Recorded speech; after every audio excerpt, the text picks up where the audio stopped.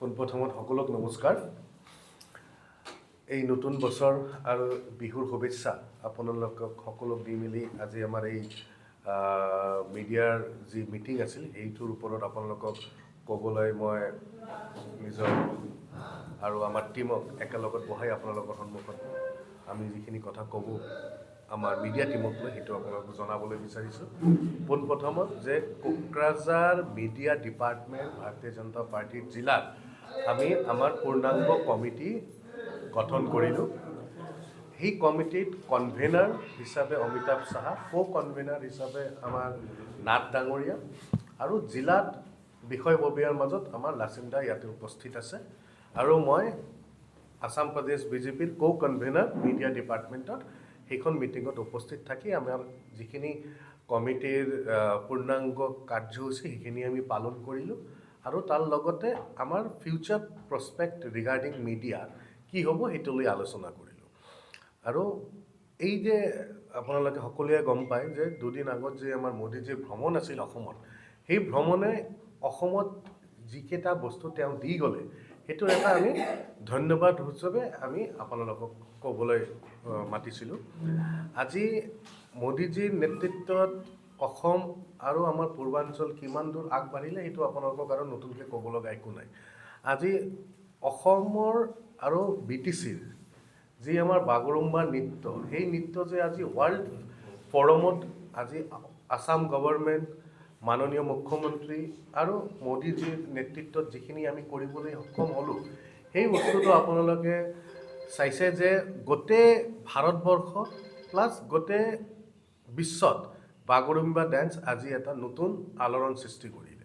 সেইবোৰ বস্তু যে এটা এটা সৰু সৰু বস্তু যে আমি এটা ডাঙৰ এটা প্লেটফৰ্মক লৈ যাব পাৰোঁ, সেইটোৱে ভাৰতীয় জনতা পাৰ্টিৰ থলুৱা মানুহৰ লগত যি কানেক্টিভিটি, সেই প্ৰত্যেকটো কালচাৰক যে আমি নেশ্যনেল আৰু গ্ল'বেলাইজড কৰিব বিচাৰিছোঁ, সেইটো এটা আমাৰ আপোনাৰ দৃষ্টিভংগী ক'ব পাৰে।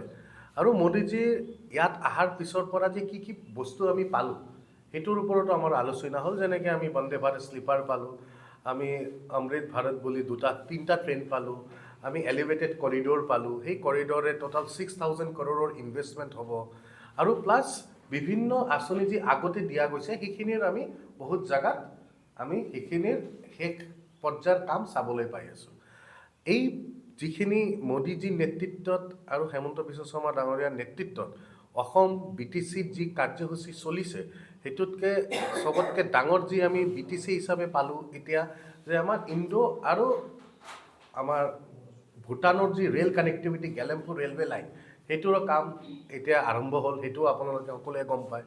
এইবোৰ বস্তু যে BJP নেতৃত্বাধীন এটা চৰকাৰে 5 বছৰ কিবা 10 বছৰত যিখিনি কাম কৰি দেখুৱালে, সেইখিনি ইমান বছৰে থকা আমাৰ কংগ্ৰেছৰ চৰকাৰ থাকোঁতে ক'ত BTCত বোমা ফুটিছিল, গোলাগুলি হৈছিল, কমিউনেল ৰাইটছ হৈছিল, আৰু BJPৰ নেতৃত্বত ক'ত আপুনি চাব যে আজি বাগৰুম্বা এটা ৱৰ্ল্ড হেৰিটেজত ৱৰ্ল্ড প্লেটফৰ্মত আমি এইটো পৰ্ট্ৰে কৰিবলৈ সক্ষম হ'লোঁ। সেইখিনি আমাৰ মুখ্যতে আলোচনা আছিল। আৰু আগন্তুক নিৰ্বাচনত যে BJP হেমন্ত বিশ্ব শৰ্মা ডাঙৰীয়াৰ নেতৃত্বত, দিলীপ শইকীয়াৰ ডাঙৰীয়াৰ নেতৃত্বত যে NDA চৰকাৰ গঠন হ'ব আৰু BJP যে তাতকৈ one of the largest party হৈ ইয়াতে আমি চৰকাৰ গঠন কৰিম, সেইটো নিশ্চিত। সেইটোৰ ওপৰতে আমাৰ আজি আলোচনা মৰ্মখিনি আছিল। বাকী আপোনালোকে যদি কিবা জানিব বিচাৰে। যিহেতু কোকৰাঝাৰৰ দৰে এখন গুৰুত্বপূৰ্ণ চহৰৰ ষ্টপেজ নাই, লগতে বিগত কেইবছৰ ধৰি 16খনকৈ train Kokrajhar rail station stoppage নাই। এই ক্ষেত্ৰত স্থানীয় নাগৰিক হিচাপে বা ভাৰতীয় জনতা পাৰ্টীৰ এগৰাকী কৰ্মী হিচাপে কোকৰাঝাৰ ৰাইজৰ হৈ কি মাত মাতিব, কি ক'ব? হয়, ধন্যবাদ। আপোনাৰ এই প্ৰশ্নটো গুৰুত্বপূৰ্ণ প্ৰশ্ন। পোনপ্ৰথমত চাওক যে 16টা ট্ৰেইন আৰু নতুনকৈ বন্দে ভাৰত শ্লিপাৰ যি কোকৰাঝাৰত ষ্টপেজ নাই, তাৰ কাৰণে আমি অলৰেডি 16টাৰ কাৰণে আগতো কথা কোৱা হৈছে। তাৰে মাজতে কিছু ট্ৰেইন আপুনি চাব যে বন্দে ভাৰত আগত গোসাইগাঁৱত নাছিল, আমি কোৱাৰ পিছত সেইটো গোসাইগাঁৱত দিয়া হ'ল। বন্দে ভাৰতৰ নিচিনাই আৰু বিভিন্ন যি 16টা ট্ৰেইন আছে বিভিন্ন জেগাত, অকল কোকৰাঝাৰ বুলি নহয়, গোসাইগাঁও এটা জেগা য'ত নেকি বন্দে ভাৰত ইমান দিন ৰখা নাছিল, কিন্তু আমি তাতে বন্দে ভাৰত ষ্টপেজ দিয়ালোঁ। এনেকৈ আৰু এটা মেইল ট্ৰেইনৰ ষ্টপেজো আমি তাত দিয়ালোঁ। সেই বস্তুবোৰো আপোনালোকে চাব লাগিব।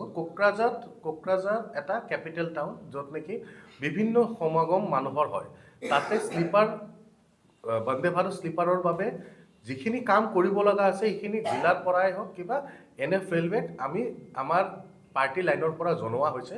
কিন্তু যিহেতুকে টেকনিকেল বিষয় তেওঁলোকে এটা ক'লে যে আমি আমাৰ ৱেইটিং এৰিয়াটো কমাব বিচাৰিছোঁ, সেইকাৰণে চাগে ৱেষ্ট বেংগলত এটা ষ্টপেজ কমাই আমাৰ ইয়াতে এটা ষ্টপেজ বঢ়োৱা তেওঁলোকে কথা চিন্তা কৰিছে।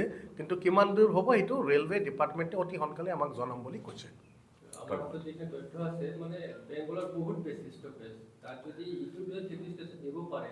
হয়, সেইটোৱে মই আপোনাক যেতিয়া ক'লোঁ কথাটো, সেইটোৱে কথা আছিল যে তাতে যিখিনি দিয়া গৈছে তাতকৈ কম আমাৰ ইয়াতে আছে। তাৰ কাৰণো আছে, এটা কেপিটেল বুলি ক'লে নহ'ব, এটা জাগাত ৰেমুনাৰেশ্যন কিমান আহি আছে, তাতে কিমান কানেক্টিভিটি প্ৰভাইড কৰি আছে, সেই বস্তুও চাই মেলিও দিয়া যায়।